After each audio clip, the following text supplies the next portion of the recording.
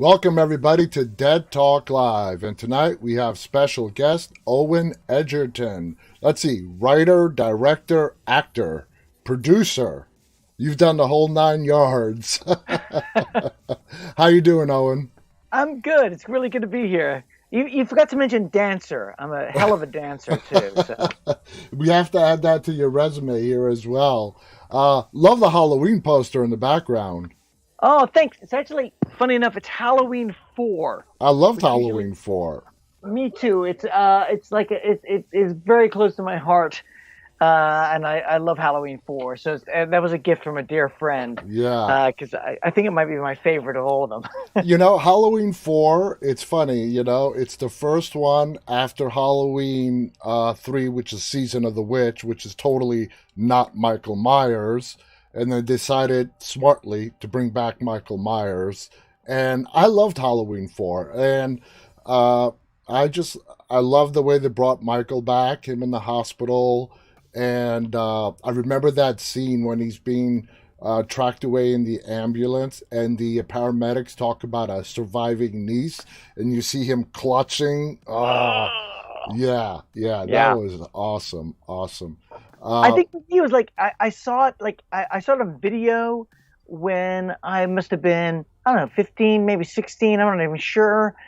But for whatever reason, that was like the movie. I was like, I love this. Mm-hmm. And I'd watched horror movies before, and I'd been into horror movies for a while, I guess. But for whatever reason, that grabbed me in such a fun way. Like, it was. This is violent and weird and cool, and I freaking love it. Yeah, I'm totally with you on that. So you have a little bit of a horror resume yourself. So how far are you a lifelong horror fan? Yeah, I think I am. It's funny enough, like I didn't start, even when I started writing for film, I wasn't writing for horror, but I always wanted to be. Mm-hmm. I became a horror fan way early on as a kid, watching, I guess the first couple of memories were like secretly watching My Bloody Valentine, watching The Shining on TV with my parents, and being freaked out but not understanding why, especially because it seemed like such a low body count. I'm like, why is this so scary? It's the psychological part. Right, exactly. My first memory of a horror film. Now I was born and raised in New York City, and cable TV did not come to New York till 1987. But what we had, I don't know if you this might be before your time, there was a service called WHT. It got swallowed up by HBO. And basically it was a little box that they had installed in your home. It only became active at 8 o'clock at night. And it was just movies from 8 o'clock to like about in the early morning hours. And my first horror movie I watched was the original Halloween on WHT. And I have just vivid memories of that opening scene of the hand opening the drawer, grabbing the knife, putting the mask on, going up the stairs and murdering his sister. That is my first memory of horror. That's a great first memory. Yeah. So let's talk about your stuff. Bloodfest. Great movie. You did everything. You directed it, wrote it, even had a part in it. And you produced as well, correct? I wasn't officially one of the producers. I don't think I was. I wasn't one of the producers, but I work pretty tightly with the producers that I'm lucky enough to work with. But they've got skills like math that I don't have. So when it came to Bloodfest, was it entirely your concept when you wrote it? Yeah, I mean, the original concept was basically like, I love this thing called Fantastic Fest here in Austin, where I live, and I've always loved working with. I've worked with the Alamo Draft House, which you guys have also in New York, but it started here in Austin, and I have been working with them a lot of times, doing comedy shows for them and hosting screenings of films, and doing something called Master Pancake and the Mr. Sinus Show, where we're we're making fun of movies, or we're watching movies in weird ways. We're watching Jaws, but people are watching from inner tubes floating on a river. We did a screening of like a different movie, like with of Deliverance, Yeah. but on the along a river where everyone had canoed to get there. We did a screening of Speed, but we were on a bus that we had rented, just driving around trying to keep the speed, up. And for that, I was like, I love the idea of anytime a movie kind of seeps out into the real world. Mm-hmm. And I came up with the idea of like, wouldn't it be fun to go to like a dream festival where everyone was watching the movies, but you could just walk around those screamscapes, those horror landscapes that we recognize from these movies. And I started going from there, and I started working with one of my favorite producers, Seth Kaplan, and then with Ryan Hall from Rooster Teeth, and we kind of developed it. Like, this would just be a blast to make. Yeah, it was a blast, and it's a great movie. That role that you had, did you write it with you in mind, or did you just happen to just do it? Well, I knew it was a role I would love to do, but actually I wasn't officially cast as the role into about a week and a half into filming. Yeah. So there was basically the idea of like, I loved the role and it would be super fun, and I have done acting, but it was kind of the idea like, well, if we could get someone who was much cooler than me, then let's get someone much cooler than me. But in the end, I think I was lucky enough that we didn't get someone much cooler than me, and I was allowed to do it. It's always good to be on the similar to how screen. I feel about my marriage. Very lucky nobody cooler showed up. Exactly. I feel the same way sometimes. Now, there was some very well-placed light humor in the film. Was that all written in the script? Was it ad-libbed? How did that come to be? Let's see. Well, a lot of it was written in the script, but we did leave, and I love to do this when directing. I love to leave a lot of room open for what are the best ideas just coming through. I remember reading about Romero and doing Dawn of the Dead, of just like, okay, everybody, what's another idea? And someone yelling, what about a pie fight with the zombies? Like, let's do it. And of course you see that in the cut. It's like, well, that's pretty brilliant. Like, just letting people contribute. So like, there's some great ideas and some great one-liners that came from the actors, that came from the crew, that just came from people who just being excited to be there. I think a lot about Nick Rutherford. Nick Rutherford was in our cast, and he plays Lenjamin, and he is so funny. And it was like, it would be a crime to not let him just improv a few takes and just say the funniest things that come into his head, because it's so great. It is. Now, how did it feel taking on a genre that's very difficult when you try to put some lightheartedness into a horror movie? It's a very fine balance, and you pulled it off quite nicely, but it does offer you some freedom because it's not really done as often as people might think. Did it allow you creative freedom to try different stuff and utilize different methods? It was a funny thing, I got to say. It was something I think I discovered in the process of making the film, of how much we actually love the fun of horror. When we made it a couple of years ago, I think we were still in this phase of like, gosh, isn't it amazing? Hereditary is so incredible. The Lighthouse is so moving, and we love the Witch is wild. We love, and all movies I love, none of which we would call fun. No. We wouldn't call fun. But I remember that when I think back to my childhood, it's like it's Friday the 13th Part 6, Jason Lives, that I love because it's fun and it's funny and it's fast and it's gory and it's scary, but at the top of the bill, it's fun. And I think I kind of rediscovered that even while making the film. I'm like, oh yeah, a horror film that's fun, that for me, that's often the horror film that I rewatch again and again and again. I had Tom Matthews as a guest, and he was the lead in Friday the 13th Part 6. And I told Tom, Part 6 for me is like the last great Friday the 13th movie.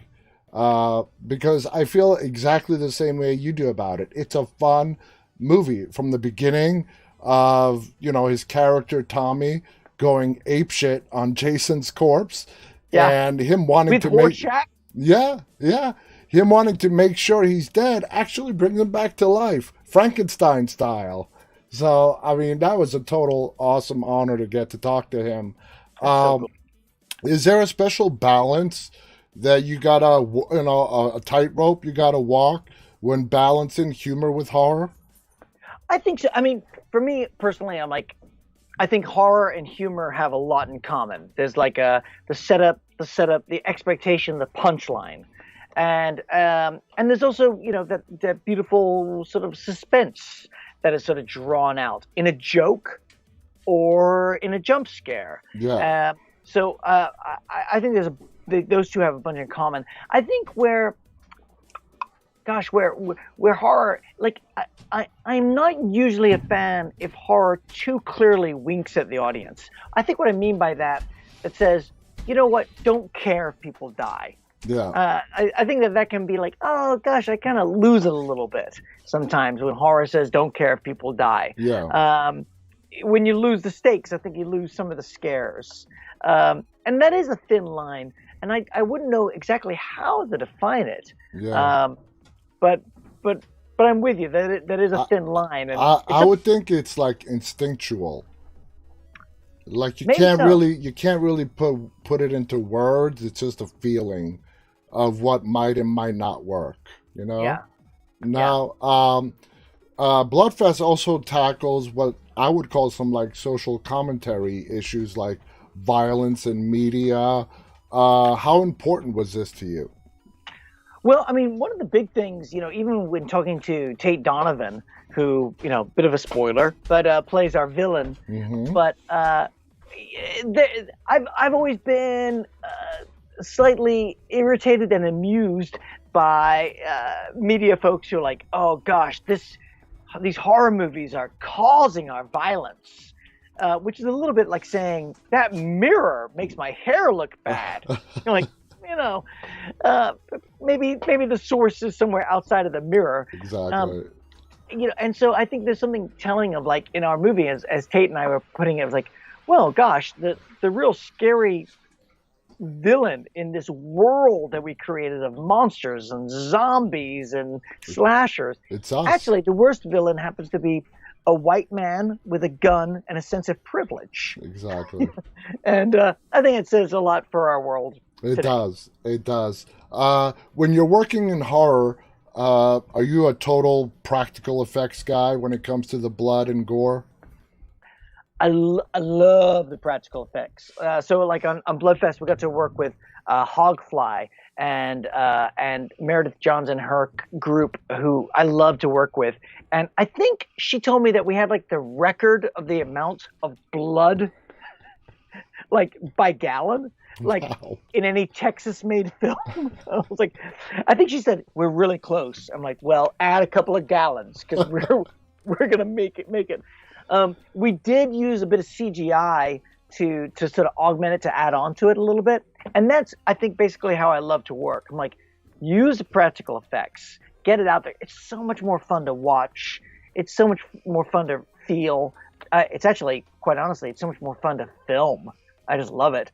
But then I'm also cool with like, and then you can come in the same way you're going to color a film, you're going to add the sound effects. So if you can improve it a little bit with special effects on that side, then I'm okay with that. Yeah, use all the tools at your disposal. How do the actors feel about getting all messy with the blood? They seemed okay at the time. There were a couple of extras. I remember being a little surprised with how bloody they got. But for the most part, I mean, I think it's what I was saying again about like it being so fun to film. Yeah. I mean, I definitely know there are some filmmakers who are almost all CGI. So all the blood is CGI. And that's cool. And hats off to them. But man, I do love the thrill for everyone, actors most importantly, of the actual spray of blood, the physical sensation, like, oh my God, they just got into my face and some got into my mouth. Ah, that's great. I'll tell you what, I've spoken to dozens and dozens of filmmakers. I have yet to talk to one who would pick CGI over practical effects when it comes to blood or gore. Yeah. You know, it's all the same. The practical effects all the way. Not only in the fun factor, but there's just something that makes it more authentic when it comes through on the screen. Do you agree with that? Oh my gosh! I teach some courses for Sundance, and I teach like a horror screenwriting. And during it, we watch some of my favorite horror movies. And one of them that we're going to be watching for like the first class is The Thing, John Carpenter's The Thing. And the effects in The Thing are so damn good, and they're so practical. I would hate to replace those with CGI. You just couldn't. It just wouldn't feel the same. No, it wouldn't. It absolutely wouldn't. When in the film, when you were working on different themes of the festival itself, was there a particular thought process or a sequence that went into that? I think a lot of it, as we were making the film, we made the film pretty quickly. From sort of basically knowing we're going to make it to writing the script to filming. It happened to be like, there's a window to make this film. And part of my thought was make it a gauntlet. I was actually a little bit thinking of The Warriors. Oh, I love The Warriors. Me too. Oh, man. With, oh my God, Ajax. And man, you bring back some memories here. Yeah. James Remar. Oh, it's just so good. And my thing is like, just make a gauntlet. Make some kids that you like, and then say you have to get from point A in hell to point B in hell. and that was a lot of it. And then it was like, okay, and what are the worlds that we can afford to make under our budget, and the locations that I had available to me. And that was sort of what made it. There was definitely like a bunch of other horror worlds that I would love to have visited. And maybe, who knows, if there's a sequel ever, maybe I'll get a chance to do that. Now, one of the things that stand out is the location of the festival. It's awesome. Was it hard to secure that location? Walk us through how you guys got that location for shooting. Sure. So one of our producers, who's a brilliant fella named Ezra Vanitas, who also was one of my producers on my first film, Follow. He jokes. He said, like, Owen came to me and said, well, I've got this horror film, and it's all basically in one location. But it turns out to make that location, we had to film in 12 different places.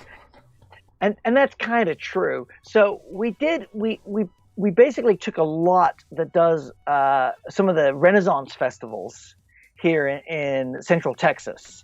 And that was our central location. And then from there, all the individual worlds, we kind of made it different places. Yeah. So partially we'd film out in the woods. We filmed actually at abandoned buildings at a Texas State Hospital, which was particularly creepy, including some of the theater with the puppets watching movies on a screen. Yeah. That's in an abandoned building at a Texas State Hospital. Wow. Yeah, really wonderfully creepy. So we kind of, in a lot of ways, manufactured the feeling of one spot. Yeah. And that was, in some ways, that was the biggest budget trick of the whole film.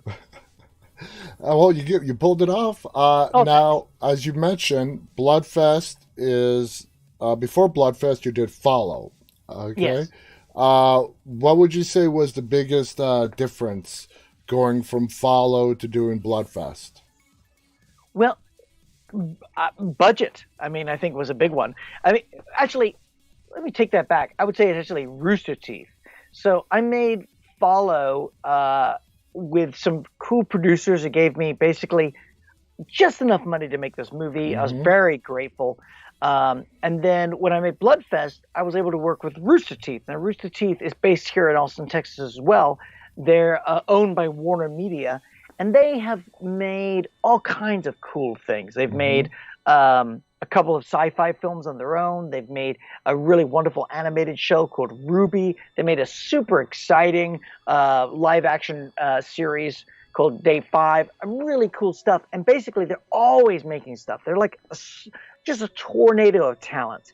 So when they got excited about making this film with me, it really tapped me into a community of filmmakers and creators, some of whom, by coincidence, I had worked with while making my first film, who had gone on to get a job with this wonderful company here in Austin. Yeah. And that was great.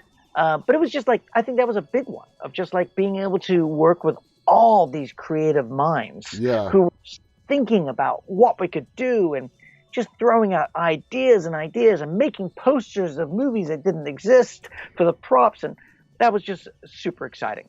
Now, there's a quote in Follow: "Love never dies a natural death."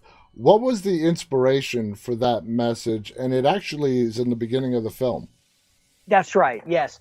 Well, basically, like, with Follow, so I based Follow off a short story. I write novels and short stories as well, and I based that off a short story of mine that was basically, like going into the idea of like what is an expression of love. Mm-hmm. This might go a little bit silly or weirdly theological, but there's a story in the Old Testament about Abraham, the patriarch Abraham, being told to take his youngest child and Isaac and sacrifice it. Yeah, that's one of the most famous stories. Yeah.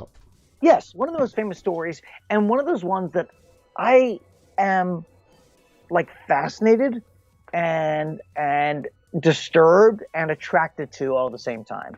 When God says, "If you love me, you will do the unthinkable and murder your child." And I was like, what does that mean? That is so many different things. And so, the origin of the story of Follow is a woman saying to her lover, "If you love me, you'll put this gun in your mouth and pull the trigger. Don't worry, it's not loaded. You just have to trust me." And so there's something about like, whoa, what happens with love? What happens with that kind of love where you love someone so much that you're willing to jump past logical thinking or even self-preservation. Exactly. And what happens after that? It's like the trust game where you're in a circle and you fall back and trust that your friends are going to not let you fall. Yeah. Now, you said you write novels, short stories, and you obviously write screenplays. I would assume that writing novels as opposed to screenplays, it is completely two different worlds. Am I right? It is. It really is. It's a funny thing. I think through the years, they've started to impact each other, the skill sets of both. In fact, right now I'm working on the screenplay version of one of my novels. Okay. And that's kind of a fascinating experience. But they very much are. I mean, partially because a screenplay or film is a visual experience. Yes. You only know what someone's thinking by the expression they give or the words they say. Within a novel, I can dive into someone's thoughts. I can spend pages sort of flowing through their thoughts. And that's it's a more internal art form in that way. Now, was Follow your first directing feature film? Yes, it was my first feature, yeah. I'd done some shorts, but yeah, that was my first feature. Now, were you nervous going into direct your first feature film as opposed to doing shorts up until that point? No. Yeah, I was nervous as shit. I was really, really nervous. Yeah, it was this weird thing of like, I'd written screenplays but I was jumping into waters and not knowing how to swim. And I knew I didn't know how to swim. But I kind of was aware, like, well, at this point, the only way to learn is to really get wet. So I was very lucky, very lucky with all the films I've done, to have producers and a crew who knew how to do so much. I've always been sort of realizing that I'm just sort of learning in the process. I didn't go to film school. So a lot of what I have to learn is just sort of like as I go.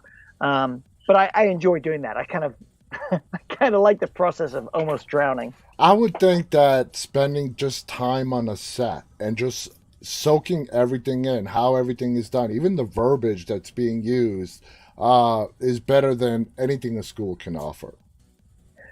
You know, you might be right. I didn't go to film school, like I said, so I can't quite speak to it. But it does. I did learn so very much, and I have had friends who say, "Save your money for film school and put it towards your first feature." I've heard that. But also, I mean, I have a lot of friends who like went to AFI or different film schools, and I'm amazed at what they know and the depth of insight. Now, with Follow as opposed to Bloodfest, there's a nice combination of high tension and horror, uh, which can also be very tricky. What was the challenge in trying to get that right? Oh gosh, I mean, so much. You know, with Follow, we made it. We didn't have many days to film. We didn't have much budget to work with. We didn't have a stunt coordinator, so we couldn't really legally do any stunts, which is difficult. But that game of tension and playing with that, I actually have to credit a lot to definitely like how we directed it and how we paced it and how we edited it. But you could not achieve that without the work of the actors. And so Exactly. we were lucky to have like as our leads Noah Segan and Olivia Applegate, and they just made like a lot of the difference in that. Now, I've heard many directors say 70% of directing is casting. Are you on that side of the fence? I am. And I would love to actually, quite honestly, I'd love to say I wasn't. I'd love to say, It's you all know me. what, It's all me. it's all me. Yeah, like give me a stick, and I'll direct that stick into doing wonders.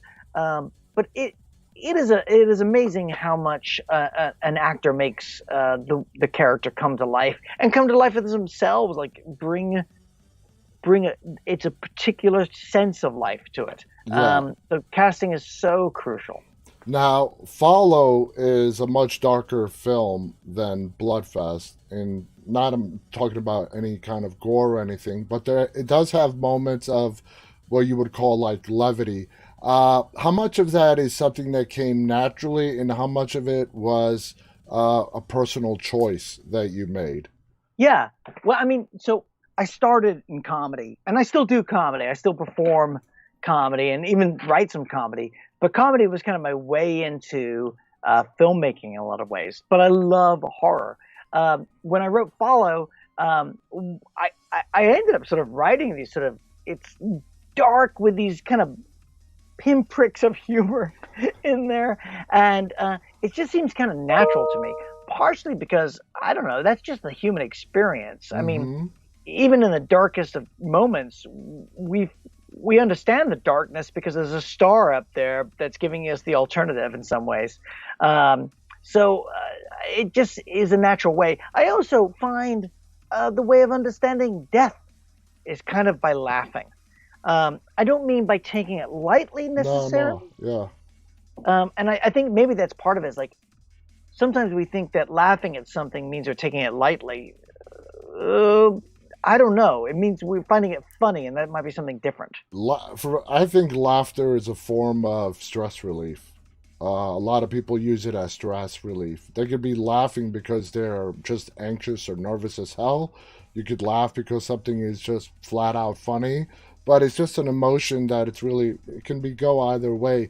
Now, in Follow, Quinn and Thana's relationship is really intense. Was there any kind of challenge to crafting their relationship, both in the process of writing it and then bringing it onto the screen? Yeah. So it's funny. Like in the writing it process, like I remember showing my then very new wife the short story when I first wrote it, and she was like, "Oh, this is awkward. This happens in our house in South Austin. I know what's going on here." I'm like, like, well, but she's dead. I'm like, no, you're alive. So that was definitely, there was definitely like bringing in maybe an intensification of like my own relationships, and then again like working with Noah and Olivia and having them um, uh, rehearse together. We didn't have a lot of rehearsal time because of the budget, but they were great about finding that intensity. And basically, it was a realization as we went along. We were a very small crew, we were a small cast, and we learned more and more as we went, but almost from the beginning, that if this was going to work in any kind of way, it would take an intimacy of being willing to go to these Yeah, darker places and intimate places. exactly. I love to think of that film as being very much a love story, Mm-hmm. even though for a large part of it, one of the participants in the love story is a corpse. Yeah, yeah, Um, but love is strange. exactly. You could go to Gary Oldman Dracula. The log line is "Love never dies." Yep. You know. Now let's move to some of your novels. Hollow, recognized as one of the best books of the year by NPR. What does that type of recognition? What did it do for you in your career? That's a good question. It was funny. Career wise, I'm not sure what it did for me. Honestly, it was really wonderful to hear that. I found out that NPR had awarded that right when I think I was editing Bloodfest and filming Mercy Black, and I was thrilled because novels are my heart's love. But I'm not sure if it necessarily had a big paycheck or anything like that come around along with it. More, if anything, it was just a sweet recognition. That book particularly was like really heart work, soul work to write, and to find out that people enjoyed it meant so much to me. If that makes sense. It makes absolutely sense. It's the recognition as opposed to it putting a monetary value on it. Now, Yeah. moving forward, you have all these talents and passions, novel writing, script writing, you've directed and whatnot. Do you want to continue doing everything, moving a little bit of everything moving forward, or do you want to focus on one or two particular areas? It's a good question. It's a question I should be asking myself more often. I I I love doing it all, and so if I get the opportunity to do it all, I will. So I am still, writing screenplays, and there are definitely some times when I'm writing a story or a screenplay that I think, oh gosh, there's another director. She would be perfect to do this one. This is right for this person. And then there are ones that are like, I would love to do this, and I think my skills work with this. So Hmm. I work in, and also I'm doing a fun podcast, a horror podcast that I'm writing and directing for Rooster Teeth right now that I'm super excited about. And so I think my joy is to be continue to do it all. Yeah, why As not? long as people let me, I'll do it all. One of your more recent films, Mercy Black, where did the concept for Mercy Black come from? So the original concept of Mercy Black actually started way back, back when I was working on Follow, and Follow was going to be. I'd said I've been writing for Hollywood, but Follow was going to be my first indie feature that I would direct, Hmm. and we had lost financing, and for briefly, I was like, I don't know, we're going to make it. What's going to happen? And I was at a party with a friend of mine, and he started telling me about the Slender Man killings, or stabbings, sorry, and I had not heard about that. And as he was telling me, I was thinking about another case that had happened when my mom was a little girl in England, and a story about a girl who had brutally killed two toddlers and Hmm. then gone to prison. And then, as an adult, when she had a daughter of her own, the press had kind of found her. And she had been under a different name, and Hmm. perhaps her family didn't know her situation, but everything came out Oh for her. boy.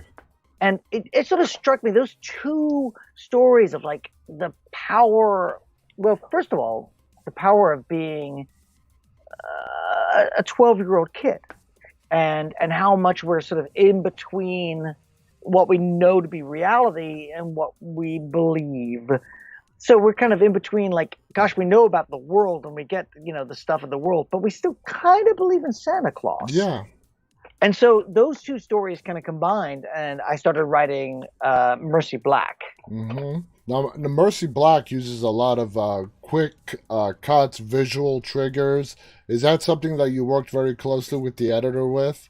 Yeah, yeah. I'm I worked with the same editor for a couple of my films, and for Follow, and for actually same cinematographer and editor for Mercy Black and for Follow. And Sean and I worked just really well together. Just sort of like discovering different aspects that would help cut things up, help add to the tension, and that was super fun. And then shortly toward the end, when we're finishing it up, I got a chance to work with. Not to work. I just basically asked for the advice of C. Robert Cargill, who's a screenwriter of Sinister, and he co-wrote with Scott Derrickson, his the director and his writing partner, and Doctor Strange, and also, which is coming out soon, The Black Telephone. And I was basically like, what do you think? And he had some great suggestions specifically about, like, take some of this one particular story aspect, the backstory, and cut it up more. Yeah. But yeah. Now, Mercy. John was the main ingredients behind making all that work. Now, Mercy Black is available on Netflix. Was it made financed by Netflix? Did they pick it up afterwards? How did Netflix get involved in this? Yeah, so I made it for Blum. It was in Blumhouse. We're originally in that way, and then Netflix came in after the film, or when the film was in post. Okay. Basically, the film was in post, and Universal and Netflix came in then. Wow, that's pretty sweet. Yeah, it's nice. I very much appreciate that. Now, what are your thoughts on this sort of surprise? The way it was released and having all these big studios come in, and Netflix and Universal and Blumhouse, and wanting to take this movie. I mean, you got to admit, that's a pretty good ego boost. Yeah, it's a pretty fun ego boost. I kind of find like an ego boost is almost like a little bit of it's like a double espresso, right? It feels great for about 2 hours, and then you get real and then sleep. It fades away. Yeah. So I mean, that was really fun, and I'm so excited. And I still get very excited anytime I see someone online talking about enjoying this film or that film that I've made. That's always a thrill, and I actually love that. I find, though, as much as I love that, what I really love, what actually ends up really feeding me, is making things. So I am as eager as I am to celebrate any of those aspects. Like, I just want to keep making things. I love that process. I love being in the editing room. I love being on set. I love being in front of my laptop with a blank page.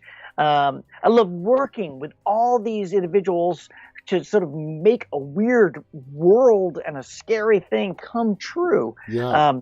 That's a thrill. Now, to add to your list, you mentioned this earlier as well, you were noted as one of Austin's top comics. I mean, your talents just never cease to end. What was that like? So I mean, I got to say, Austin's been very good to me. So I've been in Austin since I came here for college back in the 90s. And right out of college, I basically, I had one job, and then I realized I wanted to write a book. And I was working on this book, and I thought, I know what in my heart I want to be a writer. If I could just not have to pay rent, then I could have more time to write. Yeah. So I quit my job. I left my apartment, and I moved into a VW camper. Wow. And basically like I went swimming at the free Barton Springs in the morning and showered there, and then I'd go to coffee shops all day, and especially with free refills, and then I would do comedy gigs at night to pay my way.